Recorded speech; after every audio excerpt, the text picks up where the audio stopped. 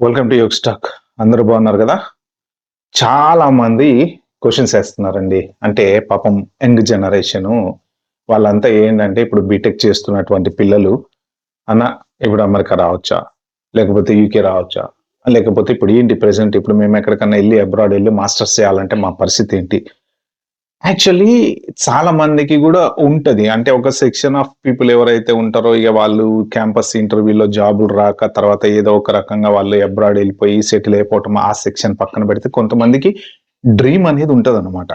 వాళ్ళు ఏంటి compulsory BTech అయిపోయిన తర్వాత మనం మాస్టర్స్ చదవాలి, ఏదో ఒక టాప్ యూనివర్సిటీకి వెళ్ళి చదవాలి అన్న ఉద్దేశంతో ఉంటారు. కానీ వాళ్ళందరూ ఏంటంటే ప్రస్తుతానికి భయపడుతున్నారు, టెన్షన్ పడుతున్నారు. ఫ్యూచర్ లో మన పరిస్థితి ఏంటి, మనం సెటిల్ అవుతామా అవ్వలేమా, మాస్టర్స్కి వెళ్తే ఇంత ఖర్చు అవుతుంది, అసలు ఈ ఖర్చు పరిస్థితి ఏంటి? ప్రస్తుతానికి చూసుకుంటే కరెన్సీ వాల్యూ పెరిగిపోయింది, రూపాయి వాల్యూ ఇట్లా పడిపోతుంది, డాలర్ వాల్యూ ఇలా పెరిగిపోతుంది, పౌండ్ వాల్యూ చూసుకుంటే 125 రూపాయలు ఉంది ప్రస్తుతానికి. అంటే ఎవరైనా సరే ఇండియా నుంచి డబ్బులు తెచ్చుకుని యూకేలో చదువుకోవాలి అంటే 125 రూపాయలు తెచ్చుకుంటే వాళ్ళకి 1 పౌండ్ వస్తుంది. అంటే ఆలోచించండి, మీరు ఎంత ఖర్చు పెడితే వాళ్ళ కోర్సు పూర్తవుతుంది. ఇది వరకు మాస్టర్స్ ఫీజు అనేది 25,000 లో అయిపోయేది. పౌండ్స్ మొత్తం ఖర్చులు ఇవన్నీ లెక్కేసుకుంటే ఇండియా నుంచి వాళ్ళు తెచ్చుకునేటప్పుడు ఒక 20 లక్షలు 25 లక్షలు లోన్ పెట్టుకుని తెచ్చుకుంటే దానికి సరిపోయేది. పాపం చదువుకునే వాళ్ళు వీసా వచ్చేది, జాబ్ ఎత్తుకునే వాళ్ళు పిఎస్డబ్ల్యూ వచ్చేది, ఏదో నడిచేది. ప్రెసెంట్ ఇప్పుడు 125 రూపాయల మీద ఇండియా నుంచి డబ్బులు తెచ్చుకోవాలి అంటే అసలు 100 ఉన్నప్పుడు తెచ్చుకునే వాళ్ళు 25 రూపీస్ ఎక్స్ట్రా అయిందంటే ఆలోచించండి. అంటే ఒక 1,00,000 పౌండ్లు తెచ్చుకోవాలంటే 25 lakhs వేస్ట్ అయిపోతుంది అనమాట. సో ఇలాంటి సిచ్యువేషన్ లో కరెన్సీ ఇంత స్ట్రాంగ్ గా ఉన్న టైంలో అబ్రాడ్ లో వీసాల ప్రాబ్లం, జాబులు ప్రాబ్లం ఇవన్నీ ఉన్న టైంలో అసలు అబ్రాడ్ రావచ్చా? నేను క్లియర్ గా దీంట్లో చెప్తా, మీరు హర్ట్ కాకండి. ఎందుకంటే జరిగేటువంటి నిజాలు మాత్రం చెప్తా నేను. రావాలా వద్దా వెళ్ళకూడదా అనే డెసిషన్ మీరైతే తీసుకోండి. ఇంకా నా ఛానల్కి ఏమైనా ఫస్ట్ టైం వచ్చినట్టు సబ్స్క్రైబ్ చేసుకోండి. చాలా మంది చూస్తున్నారు, సబ్స్క్రైబ్ చేసుకోవట్లేదు. నేను చాలా వాల్యుబుల్ వీడియోలు మీకు ఇస్తున్నాను కాబట్టి సో మీరు సబ్స్క్రైబ్ చేసుకుంటే అది నాకు మంచి బూస్టింగ్ ఉంటుంది. అట్ ద సేమ్ టైం వీడియోకి ఒక లైక్ అయితే ఇవ్వండి. లైక్ ఇస్తే వీడియో ఒక 4గురికి ఆటోమేటిక్గా షేర్ అవుతుంది. అబ్రాడ్ వెళ్ళాలి అనుకునే వాళ్ళకి ఫస్ట్ నేను చెప్పేది ఏంటంటే, చదువుకోవటానికి వెళ్దాం అనుకునే వాళ్ళు డిఫరెంట్, ఉద్యోగం చేయడానికి వెళ్దాం అనుకునే వాళ్ళు డిఫరెంట్. ఈ పర్టికులర్ వీడియో కేవలం మాస్టర్స్ కోసం లేదా బీటెక్ డిగ్రీ ఏదైనా చదువుకుందామని వెళ్ళే వాళ్ళ కోసం మాత్రమే. సో ఇంకా జాబుల గురించి అంటే నేను ఆల్రెడీ చాలా వీడియోలు చేశా, సో మీరు వెళ్ళి చూసుకోండి. లేదు కావాలి అంటే కింద కామెంట్లో మెన్షన్ చేయండి, ఇంకో వీడియో అయితే చేస్తాను నేను. ఫస్ట్ థింగ్, మీరు చాలా హార్డ్గా ప్రిపేర్ అయి ఉండాలి. మీ మైండ్ మాస్టర్స్ చేద్దాం అనుకునే వాళ్ళు. ఎందుకు అంటే అన్ని పక్కన పెట్టండి. First very very important thing వచ్చేసి currency value. Currency value Indian rupee దారుణంగా పడిపోతుంది. దానికి కారణం ఏంటంటే మన ఇండియాలో ఉన్నటువంటి ఇన్వెస్టర్స్ ఎవరైతే ఉన్నారో వాళ్ళు మన ఇండియాలో పెట్టుబడి పెట్టకుండా ఆ డబ్బులన్నీ తీసుకెళ్లి పరాయి దేశంలో, పక్క దేశంలో బంగారం మీద ఇప్పుడు ఇంట్రెస్ట్ రేట్లు ఎక్కువ ఎక్కడైతే ఉన్నాయో అక్కడ పెట్టుబడి పెట్టడం వల్ల మన ఇండియా రూపీ పడిపోతుంది. దాంతో పాటు ఇంపోర్ట్స్ ఎక్స్పోర్ట్స్ అంటే జనరల్ గా ఒక వాల్యూ అనేది ఎలా డిఫైన్ చేస్తారు అంటే ఎగుమతులు దిగుమతుల మీద డిఫైన్ చేస్తారనమాట. సో దాన్ని బట్టి మనం చేసేటువంటి బిజినెస్, ట్రేడ్ బిజినెస్ ఎలా ఉంటుందో ఆ ట్రేడ్ ప్రకారమే కరెన్సీ రేట్ అనేది ఉంటుంది అనమాట. సో అంటే ప్రస్తుతానికి ఇండియన్ ఎకనమీ ఇండియా సరిగ్గా చేయట్లేదు కాబట్టి రూపాయి వాల్యూ పడిపోతుంది అనేది జనరల్ గా అందరు చెప్తున్నటువంటి విషయం. సరే అది పక్కన పెట్టేస్తే నెక్స్ట్ ఏంటంటే దాన్ని మన చేతిలో లేదు, అది ప్రభుత్వాల చేతిలో ఉంది. అది ఎలా మారుస్తారు, ఏం చేస్తారు అనేది ఇక వాళ్ళు చూసుకోవాల్సిందే. మనం చేయగలిగేది ఏంటి అంటే ఇప్పుడు పౌండ్ చూసుకుంటే 100కి అది 125 రూపాయలకి 1 పౌండ్ వస్తుంది. డాలర్ చూసుకుంటే దగ్గర 91 రూపీస్ పెడితే $1 వస్తుంది. అంటే ఎవరైనా సరే అమెరికా వెళ్ళి చదువుకోవాలనుకున్నా, యూకే వెళ్ళి చదువుకోవాలనుకున్నా, ఫర్ ఎగ్జాంపుల్ కరెన్సీ వాల్యూ చాలా హై ఉంది కాబట్టి ఇది వరకు ఒక స్టూడెంట్ వెళ్ళి చదువుకోవటానికి అయ్యేటువంటి ఖర్చు 30-40 లక్షలు ఉంటే ఇప్పుడు అదే ఖర్చు 70 లక్షలు పెరిగింది. అంటే 30 లక్షల రూపాయలు దగ్గర పెరిగింది. At the same time expenses భారీగా పెరిగిపోయినాయి. మీకు అట్లీస్ట్ సిటీ లండన్ లోకల్ లో ఉన్నారనుకోండి, ఫర్ ఎగ్జాంపుల్ మీకు పబ్లిక్ ట్రాన్స్పోర్ట్ ఉంటుంది. ఆ పబ్లిక్ ట్రాన్స్పోర్ట్ కాస్ట్ కూడా పర్ డే వచ్చేసి దగ్గర 1600 నుంచి 1800 రూపాయలు ఉందన్నమాట పర్ డే. ఒకవేళ మీరు ఎక్కడికైనా వెళ్ళి ఎక్కడికైనా రావాలి అంటే ఆ పర్టికులర్ జోన్స్ అనేవి ఉంటాయి, ఆ జోన్లలో తిరగాలి అంటే. అదే అమెరికాలో చూసుకుంటే మీకు ఆబ్వియస్లీ కొన్ని ఏరియాలలో పబ్లిక్ ట్రాన్స్పోర్ట్ ఉంటే, న్యూయార్క్ లాంటి చోట్ల కొన్ని చోట్ల ఉంటుండొచ్చు, కానీ మోర్ ఆర్ లెస్ కార్ అనేది అవసరం పడుతుంది. బట్ కొన్ని ఏరియాల్లో కొంతమంది కార్ లేకుండా అలా ఇలా ఏదో మేనేజ్ అయితే చేస్తున్నారు. మోర్ ఆర్ లెస్ ఎటు పోయి ఎటు వచ్చినా కానీ ఎక్స్పెన్సెస్ అనేది అక్కడ కూడా పెరిగినాయి. అమెరికాలో పార్ట్ టైం జాబ్ చేయడానికి లేదు, యూకేలో పార్ట్ టైం జాబ్ చేయొచ్చు, ఒక 20 అవర్స్ మాత్రమే. కానీ ఆ వచ్చేటువంటి 20 అవర్స్ డబ్బులు మీకు సగం ట్రావెలింగ్ లకు పోతాయి, సగం మీకు తినటానికి ఉండటానికి పోతాయి, మీకు పెద్ద ఏమి మిగలవు. సో ఇది యాక్చువల్ గా చదువుకునేటప్పుడు ఉండేటువంటి సిచ్యువేషన్.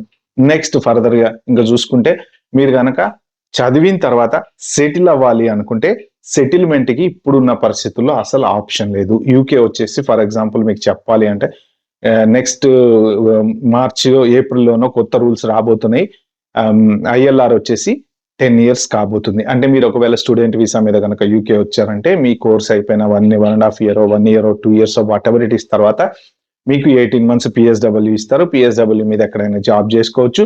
మీకు ఒకవేళ జాబ్ కనుక వచ్చింది అంటే ఫైన్, నో ప్రాబ్లం. ఆ తర్వాత మీకు స్పాన్సర్షిప్ అనేది చేయాలి అంటే ఏ కంపెనీకైనా సరే దగ్గర 15,000 నుంచి 30,000 పౌండ్ల వరకు డిపెండ్ ఆన్ ది సిచ్యువేషన్, అంటే అక్కడ ఉన్న నెంబర్ ఆఫ్ ఇయర్స్ ని బట్టి ఖర్చు అవుతుంది. అంటే మీకు అలా 10 సంవత్సరాలు వీసా ఉంటే అప్పుడు మీరు మళ్ళీ ఐఎల్ఆర్ అంటే పర్మనెంట్ రెసిడెన్సీ క్లెయిమ్ చేసుకుని ఈ కంట్రీలో ఉండటానికి పాసిబుల్ అవుద్ది అనమాట. కానీ అన్ని సంవత్సరాలు మిమ్మల్ని వీసా మీద ఆ కంపెనీ వాడు జీతం ఇచ్చి భరించి మీకు ఖర్చులు పెట్టాలి. లేదు మేము ఏజెంట్లను పట్టుకొని ఎట్లా వీసా చేసుకుంటాము అంటే మీకు జాబులు రావడం అనేది అసాధ్యం, హైలీ హైలీ హైలీ ఇంపాసిబుల్. ఎందుకు అంటే present passport local passport holders కానీ పర్మనెంట్ రెసిడెంట్ ఉన్న వాళ్ళు కానీ వీళ్ళందరికీ జాబులు రావట్లేదు. అలాంటిది మీ స్టూడెంట్ ని తీసుకొచ్చుకొని స్పాన్సర్షిప్ చేసి మీకు వీసా ఇచ్చి వాడు మిమ్మల్ని 10 సంవత్సరాలు ఉంచుకొని మీ మీద అంత ఖర్చులు పెట్టే అంత గొప్ప త్యాగమూర్తులు ఇక్కడ ఎవరు లేరు. ప్రస్తుతానికి జాబ్స్ అన్ని కూడా ఇండియాకి వెళ్ళిపోతున్నాయి. ఎందుకు అంటే ఇక్కడ ఇచ్చేటువంటి శాలరీల కంటే అక్కడ కాస్ట్ కటింగ్ చాలా తగ్గిపోతుంది. ఇక్కడ ఒక్క శాలరీ తోటి అక్కడ నలుగురిని మెయింటైన్ చేయొచ్చు. అట్ ద సేమ్ టైం ఒకసారి కంపెనీకి వాళ్ళు అవుట్ సోర్సింగ్ ఇచ్చేసారంటే వీళ్ళకి ఏ హెడ్ ఏక్ అయితే ఉండదు అనమాట. సో అది ప్రస్తుతానికి ఇక్కడ జరుగుతున్నటువంటి సిచ్యువేషన్. మీకు ఇంకా స్పాన్సర్షిప్ రాదా అన్న నన్ను అడిగారు అనుకోండి, వస్తుంది. ఎక్కడ చదువుకుంటే వస్తుంది? ఆక్స్ఫర్డ్ లో చదవండి వస్తుంది, కేంబ్రిడ్జ్ లో చదవండి వస్తుంది, ఇంపీరియల్ లో చదవండి వస్తుంది, సో వార్విక్ లో చదవండి వస్తుంది. ఇలాంటి టాప్ యూనివర్సిటీలు ఉన్నాయి. దాంట్లో ఫీజు చాలా ఎక్కువ ఉంటుంది. But if you can secure a position in those universities your life will be beautiful. ఎందుకు అంటే top universities, Oxford world number 1 top university. ఇప్పటికి దాని పొజిషన్ ఒక్కసారి మారింది. ఎందుకు అంటే అక్కడ ఉండేటువంటి ఎకనామిక్ క్వాలిఫికేషన్స్ అలా ఉంటాయి అన్నమాట. కాబట్టి మీకు డెఫినెట్ గా స్పాన్సర్షిప్ దొరికేటువంటి అవకాశం ఉంటుంది. ఎందుకంటే ఆ యూనివర్సిటీలోంచి ఒక స్టూడెంట్ బయటకు వచ్చాడంటే వీడు హైలీ ఇంటలెక్చువల్, వీడికి జాబ్ ఇవ్వటం వల్ల మనకు డెఫినెట్ గా యూజే కానీ లాస్ ఉండదు అని ఇస్తారు. ఎట్ ద సేమ్ టైం అమెరికాలో కూడా అంతే. హార్వర్డ్ లేకపోతే ఎంఐటియో లేకపోతే ఇలాగా కొన్ని టాప్ యూనివర్సిటీస్ ఉన్నాయి. ఆ యూనివర్సిటీలో చదువుకుంటే డెఫినెట్ గా వస్తాయి. బట్ అక్కడికి ఇక్కడికి తేడా ఏంటంటే ఎటు వచ్చినా అక్కడ మీకు మాస్టర్స్ అయిపోయిన తర్వాత అట్లీస్ట్ H1B వీసా పక్కన పెడితే ఒక 3 years పాటు ఓపీటీ, స్టెమ్ ఓపీటీ అనేది ఉంటుంది. ఒకవేళ మీకు గనక ఇప్పుడున్న రూల్స్ ప్రకారం అడ్వాంటేజ్ స్టూడెంట్స్ ఉంది. ఎందుకుంది అంటే వేజ్ బేస్డ్ H1B రూల్ అనేది వచ్చింది. ఒకవేళ మీరు గనక టాప్ యూనివర్సిటీ నుంచి బయటకు వచ్చిన తర్వాత మీకు ఏ గూగుల్లోనో, మెటానో, ఫేస్బుక్ ఏదో ఒక పెద్ద కంపెనీ వాడు గనక మీకు మంచి శాలరీ ఇచ్చి కనుక తీసుకున్నారంటే మాత్రం ఖచ్చితంగా డెఫినెట్ గా మీకు H1 వచ్చే ఛాన్స్ ఉంది. లేదు కన్సల్టెంట్లను పట్టుకొని మేమేదో చేసుకొని నడిపించుకుంటా లైఫ్ సాగదీస్తాం, పార్ట్ టైం జాబులు చేసుకుంటాం అంటే ఆ రోజులు పోయినాయి. అసలు మీరు అబ్రాడ్ రావాలన్న ఆలోచనే మానుకోవటం పర్ఫెక్ట్ గా బెటర్ అన్నమాట. అది ప్రస్తుతానికి ఫారెన్ లో ఉండేటువంటి పరిస్థితి. ఇంకా ఆస్ట్రేలియా చూసుకుంటే ఎగ్జాక్ట్లీ సేమ్. కెనడా చూసుకుంటే అసలు కెనడా గురించి ఆలోచించడమే వేస్ట్. 97% డ్రాపింగ్. అంటే లాస్ట్ ఇయర్ 90,000 మంది స్టూడెంట్స్ కెనడా వెళ్తే ఈ ఇయర్ 2,500 మంది వెళ్ళారనమాట. యాక్చువల్ గా ఇవి వాళ్ళు జనరల్ గా సర్వేలో వస్తున్నటువంటి న్యూస్, నేను క్రియేట్ చేసింది కాదు. సో ఇలా ఉంది పరిస్థితి ప్రతి చోట కూడా. మెయిన్ ప్రాబ్లం ఏంటంటే మీరు వెళ్ళి చదువుకొని అక్కడ ఏదైనా జాబ్ తెచ్చుకొని ప్రయత్నాలు అయితే చేయొచ్చు. But situations are very tough.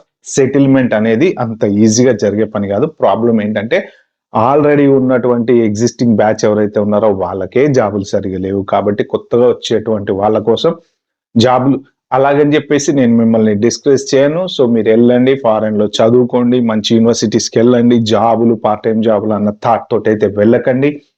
ఎప్పుడైనా లైఫ్‌లో మనం ఏం ఆలోచించాలి అంటే పాజిటివ్ యాటిట్యూడ్ అనేది ఉండాలి. యెస్, నేను సెటిల్ కాగలను అని ఆ యాటిట్యూడ్‌తో వెళ్ళండి. దానికి తగ్గ శ్రమ చేయండి. కానీ ఏ యూనివర్సిటీ పడితే ఆ యూనివర్సిటీ అమెరికా వెళ్ళిపోయి సెటిల్ అయిపోదాం, యూకే వెళ్ళి సెటిల్ అయిపోదాం అని మీరు డబ్బులు వేస్ట్ చేసుకోకండి. మీ ఫ్యామిలీ డబ్బులు వేస్ట్ చేయకండి. ఎగ్జాంపుల్ చెప్పాలంటే ఇప్పుడు ఒక మెట్రోపాలిటన్ యూనివర్సిటీ అని ఉందనుకోండి యూకేలో ఫర్ ఎగ్జాంపుల్. దాంట్లో ఏ 15 లక్షలకు 20 లక్షలకు మీకు దొరుకుతుంది. ఒక సీట్ ఇస్తాడు వాడు, వెళ్తారు. యూజ్ లేదు. మీరు దాంట్లో చూసి చేసి యూజ్ లేదు. ఎవ్వరు తీసుకోరు. అట్లాంటి యూనివర్సిటీస్‌లలో నుంచి వచ్చిన ఇదివరకు ఇట్లాంటి యూనివర్సిటీస్ అన్ని వాడారు. దేనికి వాడారు అంటే యూకే రావడానికి, పార్ట్ టైమ్ జాబులు చేసుకోవడానికి. అతను స్టూడెంట్ వస్తాడు ఇక్కడికి, వచ్చిన తర్వాత ఖతం కల్లాస్ అయిపోయింది. ఇక ఈ కాలేజీకి వెళ్ళి పార్ట్ టైమ్ జాబులు చేసుకుంటాడు అనమాట. ఇలాంటి వాటికి వీసాలు తీసుకోవడానికి పనికొచ్చినటువంటి యూనివర్సిటీస్ ఇప్పుడు వీసాలు అనేది ఇవ్వట్లేదు. రీసెంట్ గా యూకే వీసా, స్టూడెంట్ వీసా చాలా డ్రాప్ అయిపోయింది. ఎందుకు అంటే నీకు జెన్యూన్ గా అన్ని ఉన్నా, లోన్లున్నా, ఏమున్నా కానీ వీసా ఇవ్వట్లేదు. ఎందుకంటే ఆల్రెడీ అబ్రాడ్ లో ప్రతి కంట్రీలో కూడా ఓవర్ మైగ్రేషన్ అయిపోయింది. జనాలు లోకల్ వాళ్ళందరికీ కోపం వచ్చి ఈ ప్రస్తుత పరిస్థితి ఇలాగ తీసుకొచ్చారనమాట. కాబట్టి ముందు ఎవరైనా సరే రావటము, అబ్రాడ్ చదువుకోవటము, సెటిల్ అవ్వటం అనేటువంటివి చాలా రేరెస్ట్ ఇన్ ద రేర్ గా వింటాం అనమాట. సో వెళ్ళొద్దు అని కాదు, వెళ్ళకూడదని కాదు. నేను ఉన్నది ఉన్నట్టు నిజాయితీగా చెప్పా. మిమ్మల్ని ఎవరిని కూడా నేను అధైర్యపరచడానికి చెప్పట్లేదు. కానీ వెళ్ళిన తర్వాత మీరు ఇంత ₹1,00,00,000 లోన్ తీసుకొని, అప్పు తీసుకొని అక్కడికి వెళ్ళి తర్వాత ఏ ఉద్యోగం రాక ఇబ్బంది పడుతూ ఆ వీసా ఎట్లా చేయాలి, ఈ వీసా ఎట్లా చేయాలని వాళ్ళని వీడిని అడుగుతా, ఏదో ఒకటి కాలం గడుపుతా, పార్ట్ టైం జాబులు చేసుకుంటా లైఫ్ నడిపించుకుంటే మీకున్నటువంటి వాల్యుబుల్ టైం ఏదైతే ఉంటుందో అది అటు ఇటు కాకుండా అయిపోతుంది. ఎస్పెషల్లీ ఆర్టిఫిషియల్ ఇంటెలిజెన్స్ వచ్చేసి జాబుల్ని ఇట్లా తినేస్తుంది. మామూలు కాదు, చెదలు పురుగులు తింటే చూసారా, అట్లా తినేస్తుంది జాబుల్ని. కాబట్టి హైలీ స్కిల్డ్, హైలీ టాలెంటెడ్ అయితేనే మీరు డెఫినెట్ గా జాబ్ కొట్టగలుగుతారు. కాబట్టి రావాలా వద్దా అనేది మీరు డిసైడ్ చేసుకోండి. ఓకే ఫ్రెండ్స్, ఇది వీడియో చెప్దాం అనుకుంది. వీడియో మీకు నచ్చినట్టుండి మాత్రం ఒక 4గురికి షేర్ చేయండి. ఆబ్వియస్లీ ఎడ్యుకేషన్ ఇన్ఫర్మేషన్ ఎవరు చూడరు నాకు తెలుసు. నిజంగా నిజాయితీగా చివరిదాకా ఎవరైనా చూస్తే మాత్రం కింద కామెంట్ లో మెన్షన్ చేయడం మర్చిపోద్దు. Thank you, have a good day, bye.